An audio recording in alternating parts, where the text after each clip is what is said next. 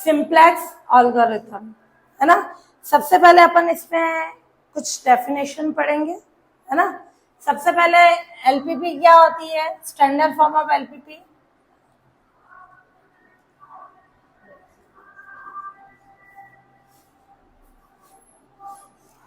LPP यानी linear programming problem.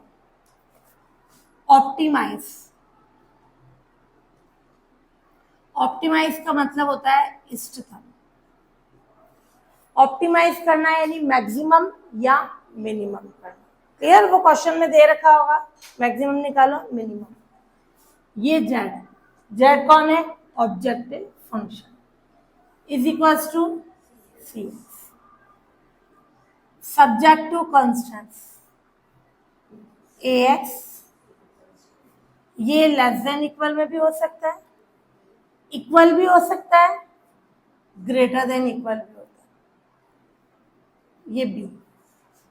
Clear, and X greater than equal 0। X की जो value आती है जो इन दोनों को सेटिस्फाई करती है वो फिजिबल सॉल्यूशन। क्लियर, और जो फिजिबल सॉल्यूशन जेड को सेटिस्फाई करता है ऑप्टिमल सॉल्यूशन। क्लियर, अब अपन पढ़ेंगे slack variable.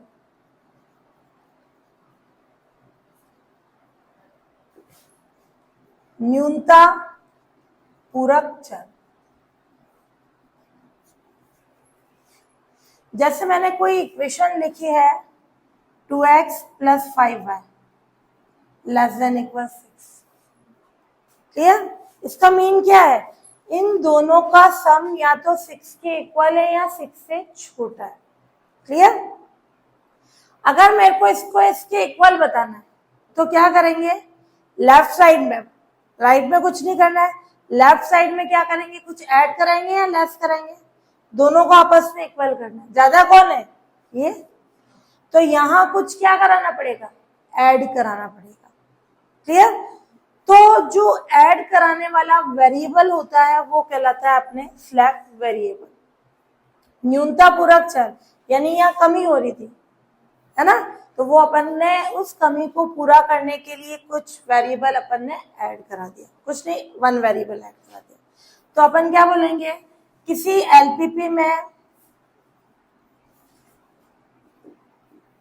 Less than equal का साइन है तो उसे इक्वेशन में चेंज करने के लिए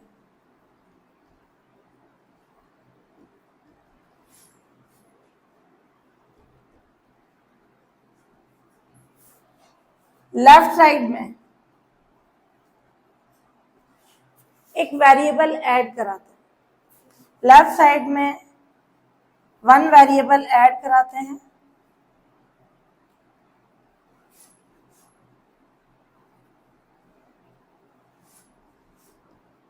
उस ऐड कराने वाले वेरिएबल को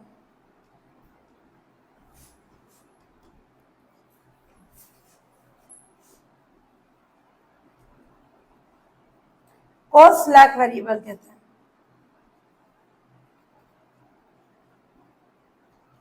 और वो स्लैक वेरिएबल हमेशा कैसा होता है, ग्रेटर देन इक्वल 0। हमेशा या तो 0 होगा या पॉजिटिव। जैसे मैंने ये बोला 2x + 5y < 6। अगर ये मैंने 0 करा दिया, ऑलरेडी बराबर है, ये भी कंडीशन है, या फिर अपन क्या करेंगे, ये जेड की कंडीशन, तो इक्वल हो जाएगा। तो ऐड कराने वाला जो वेरिएबल है स्लैक वेरिएबल हमेशा कैसा होगा, ग्रेटर देन इक्वल 0 की फॉर्म में। क्लियर, तो ये कब कराएंगे, जब लेस देन इक्वल का साइन होता है, उसको इक्वेशन में चेंज करने के लिए लेफ्ट साइड में 1 वेरिएबल ऐड होगा, वो वेरिएबल को क्या बोलते हैं अपन, स्लैक वेरिएबल। क्लियर, और इस स्लैक वेरिएबल की कॉस्ट जो होती है जेड के अंदर हमेशा 0 रखते हैं। क्लियर, वो आगे अपन मेथड में पढ़ेंगे। बाकी स्लैक वेरिएबल की डेफिनेशन आती है, ये डेफिनेशन हो जाएगी।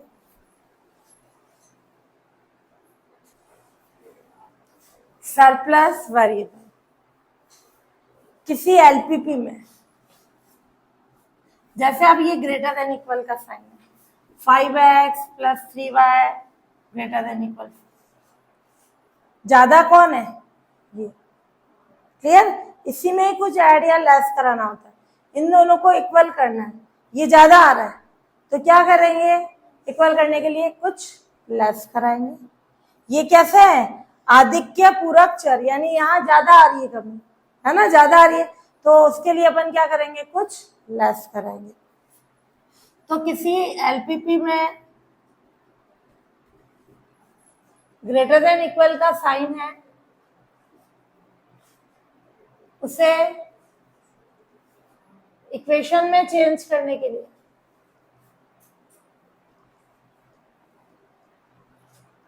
क्या करें, लेफ्ट हैंड साइड में वन वेरिएबल लेस कराते हैं। तो उस लेस कराने वाले वेरिएबल को, उस लेस कराने वाले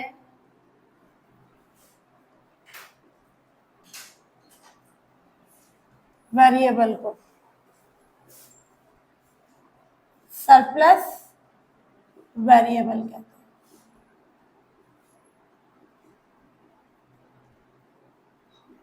क्लियर। और हमेशा सरप्लस वेरिएबल भी कैसा होगा, greater than equal 0, and surplus variable कैसा होगा, ग्रेटर देन इक्वल 0। तो चाहे स्लैक वेरिएबल हो चाहे सरप्लस वेरिएबल हो, वो कैसा होगा, ग्रेटर देन इक्वल 0 की फॉर्म में।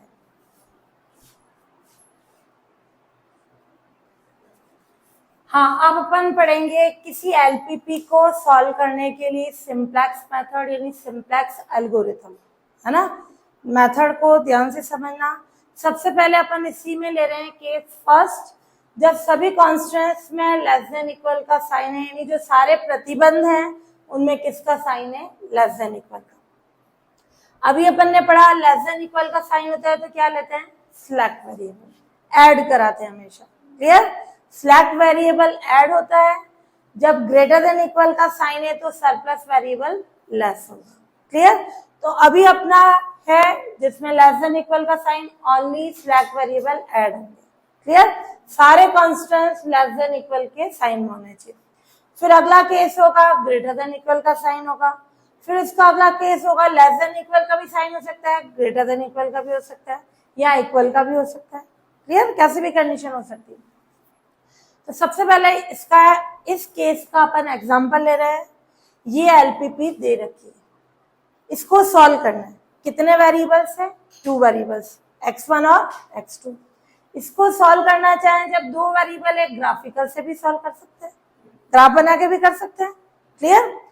इसमें लिखा हुआ होगा ग्राफिकल से करो तो ग्राफिकल से करना है, सिंप्लेक्स मेथड से लिखा है तो सिंप्लेक्स से करना है, नहीं लिखा हुआ है किसी से भी कर सकते हो। इस क्वेश्चन में 2 ही वेरिएबल है, सिंप्लेक्स मेथड में 2 या 2 से ज्यादा वेरिएबल भी हो सकते हैं, ग्राफिकल में ओनली 2 वेरिएबल ही होते हैं, है ना। आगे क्वेश्चन बढ़ोगे 3 वेरिएबल्स भी हो सकते हैं, 4 भी हो सकते हैं। क्लियर। तो यहाँ अभी अपने पास 2 ही वेरिएबल्स हैं। सबसे पहले गिवन एलपीपी को सिंप्लेक्स मेथड से सॉल्व करने के लिए जो एलपीपी है मैक्सिमम की होनी चाहिए, है ऑलरेडी। क्लियर। मैक्सिमम की नहीं होगी, मिनिमम की है तो उसको मैक्सिमम में चेंज कराएंगे। तो सबसे पहले कंडीशन है गिवन एलपीपी को सिंप्लेक्स मेथड से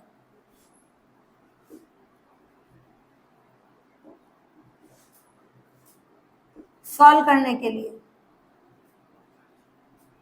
एलपीपी मैक्सिमम की होनी चाहिए। क्लियर है, मैक्सिमम में ऑलरेडी, या एलपीपी मैक्सिमम में, यहां एलपीपी मैक्सिमम में। फिर क्या करें, इन इक्वेशंस को इक्वेशंस में चेंज करने के लिए, कितनी इन इक्वेशन है, 2, तो कितने स्लैक वेरिएबल्स आ जाएंगे, 2। x1 x2 तो ऑलरेडी है, इसके लिए x3 आ जाएगा, इसके लिए x4 आ जाएगा। क्लियर। तो अब अपन ले इन इक्वेशंस जो लेस देन इक्वल को इक्वेशंस में चेंज करने के लिए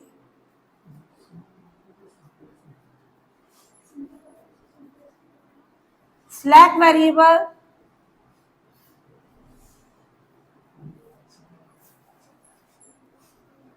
x3 greater than equal 0 and x4 greater than equal 0 add कराने पर एलपीपी की चेंज फॉर्म क्या होगी? मैक्सिमम ऑफ जेड, ध्यान से समझना इसको, ये 5x1 3x2 जो अपने स्लैक वेरिएबल्स ऐड करा रहे हैं, ये क्या है? x1 की कॉस्ट है 5, x2 की कॉस्ट है 3। तो चाहे स्लैक वेरिएबल हो चाहे सरप्लस वेरिएबल हो, उनकी कॉस्ट हमेशा जेड में कितनी रखते हैं? 0। यानी 0 x3 0 x4। समझ में आया कॉन्सेप्ट? तो अपन ने क्या किया, जितने स्लैक वेरिएबल लिए 3 और 4 लिया, उनकी कॉस्ट क्या रख दी? 0 0। फिर सब्जेक्ट टू कॉन्स्टेंट्स क्या होगा? 3x1 5x2 प्लस इसमें मैंने x3 ऐड करा है। क्लियर? और इसको इक्वेशन में चेंज करने के लिए क्या कराया? x4 ऐड करा है। क्या इसमें x4 है? नहीं। मैं क्या लिख सकती हूँ? क्या इसमें x3 है? 0 x3 and x1 x2 x3 x4 ये चारों ही क्या होंगे? Greater than equal. तो ये एलपीपी थी, सिंप्लेक्स से सॉल्व करना है। सबसे पहले फर्स्ट कंडीशन है एलपीपी मैक्सिमम क्यों नहीं चाहिए, ऑलरेडी है। इन इक्वेशंस को इक्वेशन में चेंज करने के लिए अपन ने स्लैक वेरिएबल ऐड करा दिया, इसमें x3 x4। स्लैक वेरिएबल हो चाहे सरप्लस हो, उनकी कॉस्ट हमेशा जेड में कितनी रखेंगे? 0। क्लियर? और ये स्लैक वेरिएबल्स कैसे हैं? Greater than equal 0, x1 x2 already greater than equal 0 है। क्लियर? इससे अपने क्या बनेगी? Coefficient matrix. इसको यूं लिखना चाहो AXB की फॉर्म में, ये होती है ना, उससे A क्या होती है? Coefficient matrix. तो अपन A लिख रहे हैं, कोफिशिएंट मैट्रिक्स क्या होगी? 5 3 0, सॉरी ये वाली, ये तो जेड, 3 5 1 0 2 0। ये होता है अल्फा 1 वेक्टर। ये पूरा अल्फा 1, ये अल्फा 2, ये अल्फा 3, ये अल्फा 4। मेन कॉन्सेप्ट समझना, इस कोफिशिएंट मैट्रिक्स में मेन अपने को बनाना पड़ता है यूनिट मैट्रिक्स। क्या है यहाँ पे यूनिट मैट्रिक्स? है ना, 1 0 0 1 आ रही है 2 क्रॉस 2 की। तो जो यूनिट मैट्रिक्स है वो होता है इनिशियल बेसिस, जिससे अपन बेसिस से स्टार्ट करते हैं। वो इनिशियल बेसिस क्या होगा? Alpha 3 alpha 4। वो लिख रही हूं मैं। पहले x कितना होगा? कितने वेरिएबल है? 4। b कितना है? c कितना है? 5 3 0 0। ये आएगा c अपना 5 3 0 0 मैट्रिक्स में 5 3 0 0। यहां तक है प्रॉब्लम? क्लियर? ये कोफिशिएंट मैट्रिक्स इससे निकलती है, ये आ जाएगा, वेरिएबल्स कॉलम में आएंगे, और b 15 और 10 आ गया, और c क्या होगा? 5 3 0 0। क्यों? क्योंकि मैक्सिमम ऑफ जेड किसके इक्वल होगा? cx। क्लियर? ये कंडीशन बना दी अपन ने।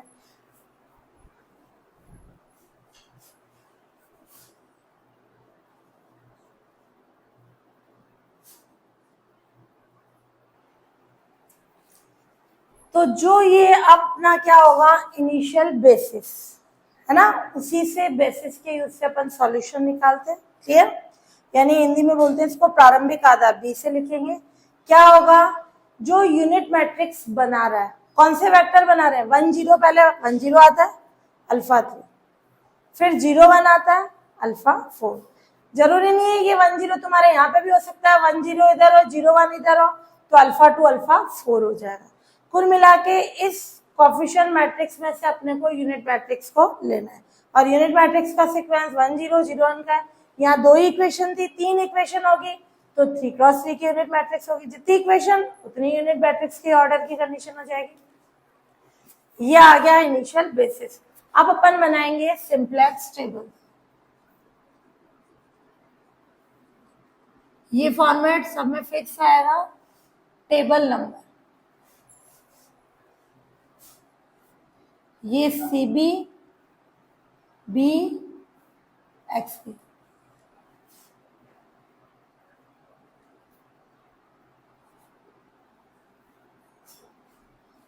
ये B,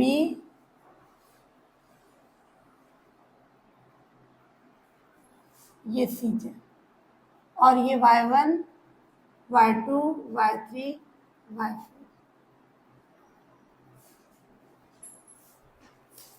ये फॉर्मेट ध्यान से देखना। सबसे पहले ये टेबल नंबर CB, ये B नीचे X है ना, फिर ये B, ये X के नीचे B है सबस्क्रिप्ट में, small b, Y1 Y2 Y3 Y4। Clear? सबसे पहले अपन लिखेंगे B से। B कौन है? अल्फा 3 अल्फा 4, ये अल्फा 3 अल्फा 4। क्लियर? इसके करस्पॉन्डिंग x3 x4, यानी 3 और 4 इंडेक्स x में काम में आ जाएगा। अपन बेसिस से बोल रहे हैं ना, बेसिस में कौन है? 3 और 4, तो x3 x4। क्लियर? फिर स्मॉल b अपन ने कितना लिया था? 15 और 10।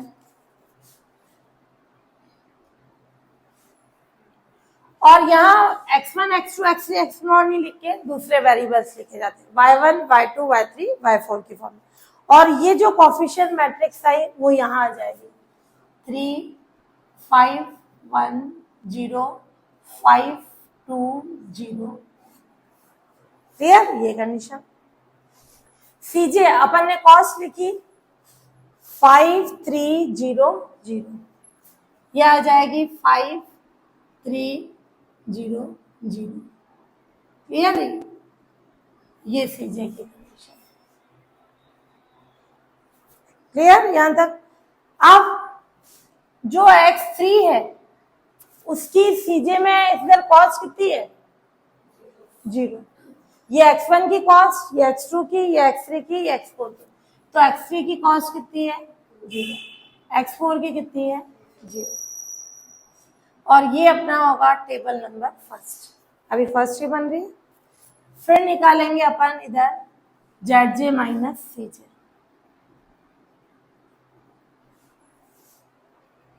ZJ माइनस CJ क्या होता है? कॉन्सेप्ट समझना।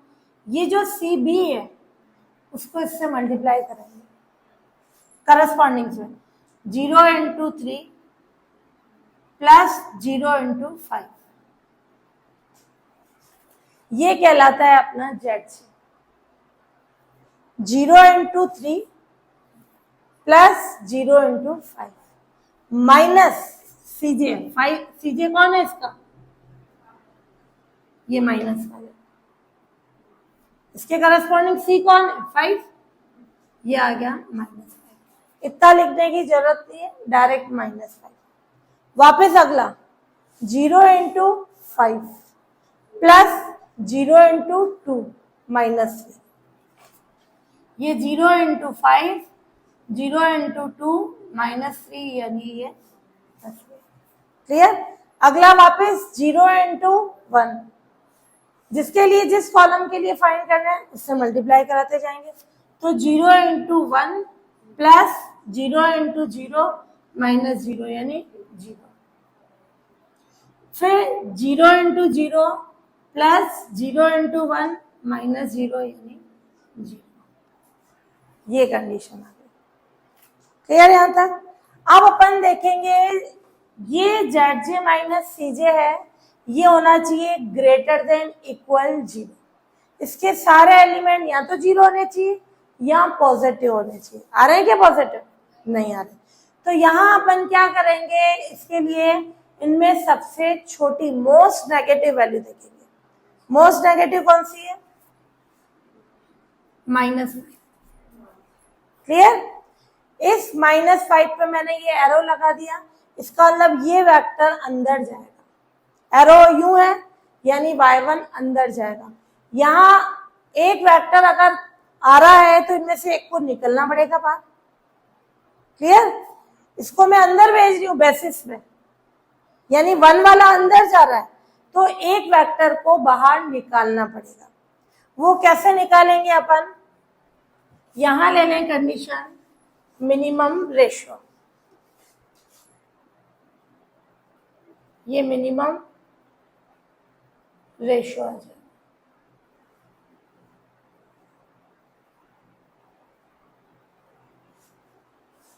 कैसे निकालेंगे मिनिमम रेशियो? जो वेक्टर अंदर गया है, क्लियर, इसी के एलिमेंट को 15 को मैं 3 से डिवाइड कराऊंगी, 10 को 5 से करेंगे। ये ध्यान रखना, अगर इनमें कोई वैल्यू नेगेटिव है तो उससे मिनिमम रेशियो नहीं निकाला जाता। मान लो इधर -5 होता, इससे मिनिमम रेशियो नहीं निकालेंगे। क्लियर? नेगेटिव वाले को स्किप कर देते हैं। तो आपने सारे ही पॉजिटिव है, दोनों से निकलेगा। बी को जो वेक्टर अंदर जा रहा है उससे रेशियो निकालते हैं, वो कहलाता है मिनिमम रेशियो। 15/3, 10/5। इन दोनों में से छोटा कौन है? 5 और 2 में से 2। मैंने ये 2 पे एरो लगा दिया। ध्यान से देखना, ये 2 किसके कारण छोटा है? जो डिवाइड हो रहा है 5 के कारण। क्लियर? यूं भी बोल सकते हो 5 के कारण, या ये और ये आपस में कहाँ मिल रहे हैं? 5 पे। अंदर जाने वाला और इधर से कहाँ मिल रहे हैं? 5 पे। ये कॉन्सेप्ट भी बोल सकते हैं, या ये मिनिमम रेशियो किसके कारण आया? 5 के कारण। तो ये 5 मैंने एक स्क्वायर में बंद कर दिया, वो कहलाता है उसका की एलिमेंट। क्लियर?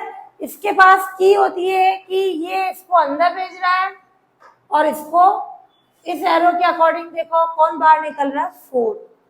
4 आ रहा है, ये 4 अपना बाहर जाने के लिए लेगा। तो अपना एंट्रिंग वेक्टर क्या हो गया?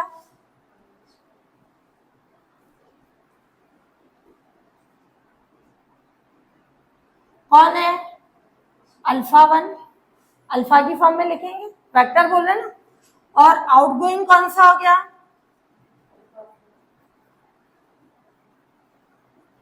ये 4 बाहर निकल रहा है तो α4। की एलिमेंट कौन हो गया? और न्यू बेसिस क्या हो गया अपने पास? न्यू बेसिस भी बोल सकते हो, इम्प्रूव्ड बेसिस भी बोल सकते हो। आउटगोइंग α4 बाहर आ रहा है, जो बाहर आएगा उसकी जगह पे ही अंदर आने वाला होगा। यानी कौन बाहर निकल रहा है? α4। अंदर कौन जा रहा है? α1। तो क्या सीक्वेंस होगा? α3 4 की जगह आ गया α1। क्लियर? ये कंडीशन बन गई। क्या किया सबसे पहले? बेसिस में 3 और 4 था इनिशियल बेसिस, उसके करस्पॉन्डिंग कौन था आपने? x3 x4। फिर x3 की फिर अपन ने क्या किया? b लिखा, 15 और 10 कोफिशिएंट मैट्रिक्स आ गई, वो कंडीशन। फिर अब अपन ने लिखा cj 5 3 0 0। x3 की कॉस्ट 0, x4 की कॉस्ट 0। फिर अब अपन ने निकाला zj माइनस cj। कैसे निकलेगा? 0 को जो ये cb है उसको अपन इससे मल्टीप्लाई करें yj से, है ना। ये y1 y2 क्या है? yj की कंडीशन है। तो ये 0 को 3 से प्लस 0 को 5 से माइनस कॉस्ट, इसके करस्पॉन्डिंग कॉस्ट क्या है? 5। ये लेस करा दो तो ये -5। फिर 0 को 5 से प्लस 0 को 2 से 3 लेस करा दे। 0 को 1 प्लस 0 को 0 0 लेस कराएं। 0 को 0 प्लस 0 को 1 0 लेस कराएं। ये आ गया। zj माइनस cj में मोस्ट नेगेटिव वैल्यू कौन है? सबसे छोटी नेगेटिव वैल्यू ये -5। क्लियर? तो क्या आ जाएगा, ये वेक्टर अपना अंदर चला जाएगा, एरो बना दिया, ये अंदर गया तो दूसरे वेक्टर को बाहर निकलना पड़ेगा बेसिस में से, क्योंकि बेसिस में दो ही वेक्टर आ सकते हैं। ये अंदर जा रहा है तो आप बाहर निकालने वाले वेक्टर कैसे निकालेंगे, मिनिमम रेशियो से। जो वेक्टर अंदर गया उसका बी के साथ रेशियो ले लो, 15/3, 10/5। अगर यहाँ नेगेटिव वैल्यू है उससे मिनिमम रेशियो नहीं निकालेंगे, 0 है उससे भी नहीं निकालेंगे, 0 से तो वैसे इनफाइनाइट हो जाएगा। क्लियर? इन दोनों में से छोटा लिया, मिनिमम की बात कर रहे हैं 2, ये कहाँ जा रहा है 4 पे, यानी 4 वाला अपना बाहर आ जाएगा, आउटगोइंग। इस 5 के कारण अपना ये मिनिमम आया तो 5 अपना की एलिमेंट हो जाएगा। अब अपन बनाएंगे नई टेबल। क्लियर? ये फॉर्मेट इसी के नीचे ये लिखने की जरूरत नहीं है, वापस ये मैं बना रही हूँ इसी के नीचे। हाँ, आगे बना रहे हो तो फॉर्मेट वापस लिखना पड़ेगा ना। तो क्या आ जाएगी कंडीशन,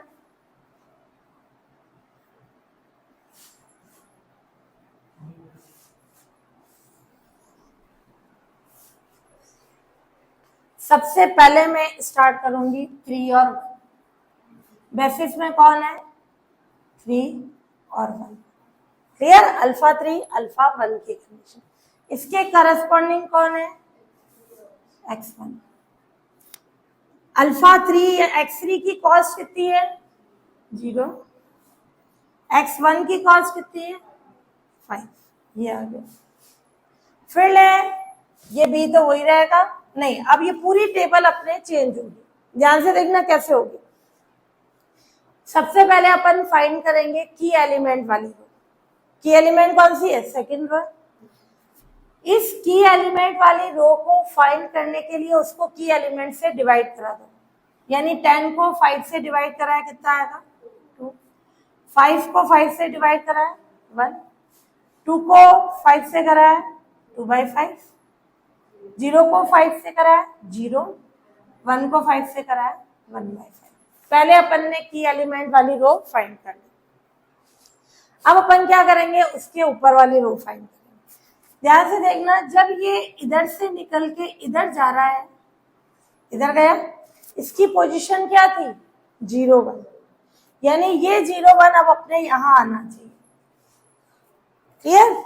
ये निकल रहा है, निकल के ये जा रहा है, यानी ये पोजीशन 0 1 यहाँ आनी चाहिए। इसी के लिए अपन पूरा प्रोसीजर कर रहे हैं। क्लियर? तो अब यहाँ अपने को क्या चाहिए, 0। या फिर सिंपल कंडीशन होती है कि एलिमेंट के ऊपर नीचे जो भी होता है उसको 0 बनाना पड़ता है। क्लियर? क्योंकि यूनिट मैट्रिक्स का कॉलम आना चाहिए अपने, ये वाला है क्या। अब मेरे को यहाँ 0 बनाना है, तो क्या करेंगे, सबसे पहले जो रो फाइंड करनी है उसको ऊपर लिखो। ये रफ वर्क है, 15 3 5 1 0। ये ध्यान से कॉन्सेप्ट समझना। जो रो फाइंड करनी है उसको हमेशा ऊपर लिखेंगे।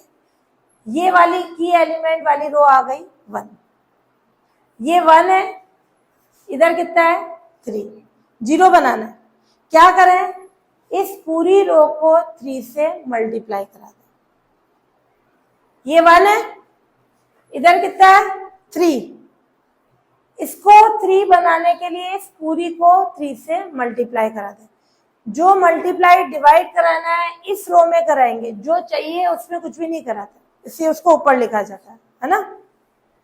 3 से मल्टीप्लाई कराया तो 6 3 6/5 0 3/5, दोनों को लेस करा दो। क्लियर? कितना आ जाएगा, 9, 19/5 1। क्लियर? ये चीज मैं यहां लिख दूंगी, 9 0 19/5 1 माइनस के 3/5। ये आ गई टेबल नंबर 2। क्लियर? है प्रॉब्लम इसमें किसी को? अब अपन वापस वही काम करेंगे, ZJ माइनस CJ फाइंड करेंगे।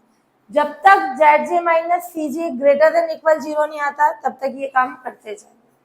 अंदर डालेंगे वेक्टर को, बाहर निकालेंगे। क्लियर? जब तक ग्रेटर देन इक्वल 0 आता ये प्रोसीजर काम में लेना। क्या होगा, 0 को 0 से मल्टीप्लाई करा 0, प्लस 5 को 1 से मल्टीप्लाई करा है 5, इसमें से लेस हुआ -5, कितना आ गया 0। 0 इंटू 0 प्लस 5 इंटू 1 5 माइनस के 5 यानी 0। 0 इंटू 19/5 0 हो गया। ये 2 माइनस 3 माइनस का 0 0, ये 0 आ गया, ये 0, ये 1 माइनस 0 1 आ गया। अभी भी नेगेटिव आ रहा है, क्लियर। तो मैं क्या करूं, ये अंदर गया, मोस्ट नेगेटिव एक ही है, ये अंदर गया। अब अपन निकालेंगे मिनिमम रेशियो। कैसे निकलेगा, जो वेक्टर अंदर जा रहा है उसका बी के साथ रेशियो ले। कितना आएगा 9/19/5 यानी कितना हो जाएगा 5/19, उल्टा कर दिया मैंने। और ये 2 इंटू 5/2, कौन सा मिनिमम है, ये 45/19, ये 5 कौन सा है ये। तो इसका मतलब क्या होगा, ये एरो, यानी 3 वाला क्या होगा, बाहर आ जाएगा, आउटगोइंग, ये अल्फा 3। क्लियर। की एलिमेंट कौन होगा, किसके कारण आया 19/5 के कारण, उससे डिवाइड के रहा था ना, ये और ये जहां मिल रहा है। क्लियर। ये लिखना चाहो तो लिखो, स्टार्टिंग में बताने के लिए मैंने लिखा, आगे लिखना चाहो तो लिखो, नहीं तो वो एरो से ही शो हो रहा है, अंदर ये जा रहा है बाहर ये आ रहा है, और ये लिख सकते हो इन न्यू बेसिस में। क्लियर।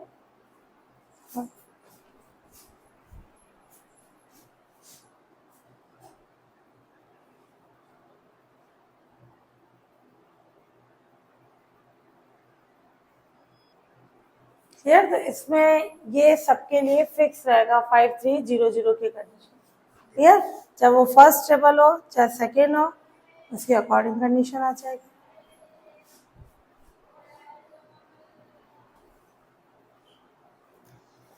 ये आया अपना, तो ये वेक्टर अंदर गए, क्लियर, एंटरिंग वेक्टर। और ये अपन इसके अकॉर्डिंग देखें तो ये क्या हो गया अपना आउटगोइंग वेक्टर 3 वाला। अब मैं नई टेबल बना रही हूँ, इसमें लिखना चाहो इसी में, एंटरिंग ये हो गया, कौन सा हो गया एंटरिंग, कौन सा हो गया अल्फा 2, आउटगोइंग कौन सा हो गया अल्फा 3। तो न्यू बीएफएस क्या हो जाएगा, जहां से 3 निकल रहा है उसकी जगह 2 आ जाएगा। 3 निकला उसकी जगह 2, यानी अल्फा 2 अल्फा 1। अब मैं इसी को लेकर नई टेबल बना रही हूँ, फॉर्मेट वही ले रही हूँ। अगर जैसे कम हो रहा है, अगर अपने अगली जगह ले रहे फॉर्मेट वापस बनाना पड़ेगा, नहीं तो एक के नीचे टेबल बनाते जाओ, है ना।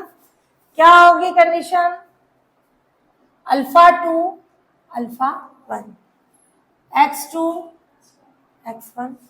क्लियर, ये कंडीशन आ गई। फिर अब अपन ले इसमें कंडीशन, x2 की कॉस्ट कितनी है 3, x1 की कॉस्ट कितनी है 5, x2 की कॉस्ट 3, x1 की कॉस्ट 5। अब वापस जो की एलिमेंट आया पूरी रो को की एलिमेंट से डिवाइड करा दे, वो नई रो आ जाएगी। क्या होगा 45/19, 0 5/19, सॉरी 1 ना, 19/5 को 19/5 से करें 1, ये हुआ 5/19। क्लियर। और ये कितना हो गया 0 1, और ये कितना हो गया -3/19, 5 कैंसिल हो जाएगा। फिर नई रो फाइंड करनी है, जो नई फाइंड करनी है वो मैं ये रफ फर्क में लिख रही हूँ, 2 1 2/5 0 1/5 ऊपर लिखना। ये यहां क्या करना है 0 बनाना है। क्लियर। तो किसके यूज से बनाएंगे, इस 1 के यूज से। यहाँ कितना आ रहा है 2/5, ये 2/5 है, यहाँ 0 चाहिए, तो यहाँ 0 बनाने के लिए ये 1 उसको 2/5 से मल्टीप्लाई कराते, यानी इस पूरी रो को अपन किससे मल्टीप्लाई करा दें, 2/5 से। ये 0, 2/5, 5/19 इंटू 2/5 माइनस 3/19 इंटू 2/5 और दोनों को लेस कराते हैं। क्लियर? क्यों ऐसा होता है, ये इधर जा रहा है यानी 1 0 की पोजीशन यहाँ आएगी, है ना। तो इसको सॉल्व करोगे तो ये आ जाएगी तुम्हारे कंडीशन 20/19, ये 1 0 माइनस 2/19 और ये आ जाएगा 5/19। जो ये रो आई वो ये यहाँ आ जाएगी अपने 20/19, 1 0 माइनस 2/19, 5/19। क्लियर? ये कॉन्सेप्ट हो गया। फिर अब अपन ले लें ZJ माइनस CJ, और ये कौन सी थी टेबल नंबर, 3 को 0 से मल्टीप्लाई करा 0, 5 को 1 से करा 5, 5 माइनस 5 0,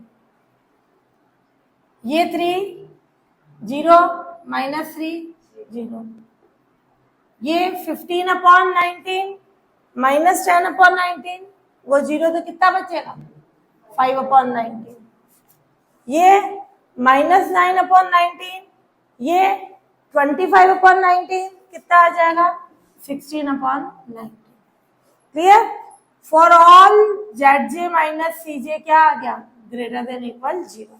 उनमें सब में लिखना चाहो यहाँ पे लिख सकते हो, for all ZJ minus CJ क्या है, ग्रेटर देन इक्वल 0 नहीं है, इसलिए अपन ये काम कर रहे हैं। क्लियर? अब ये आ गया, सारे 0 आ गए, यहाँ पॉजिटिव हो गए, सो सॉल्यूशन कैसा हो गया, ऑप्टिमम। क्लियर? इष्टतम हो जाएगा। ध्यान से देखना, ये जो x2 आया ये x2 की वैल्यू बन जाएगी, जो बेसिस में वेरिएबल है वो उनकी वैल्यू होगी, यानी ये क्या होगा, टेबल से x1 20/19, x2 45/19, कितने वेरिएबल थे, 4, 4 थे। जो वेरिएबल बेसिस में नहीं है उनकी वैल्यू 0, यानी x3 कितना हो जाएगा, x4 कितना हो जाएगा 0। फिर अपना था maximum of z, maximum of z था, उस पर वैल्यू पुट कर दो,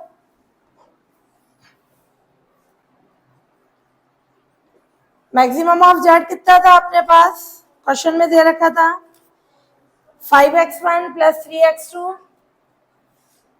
0x3। क्लियर?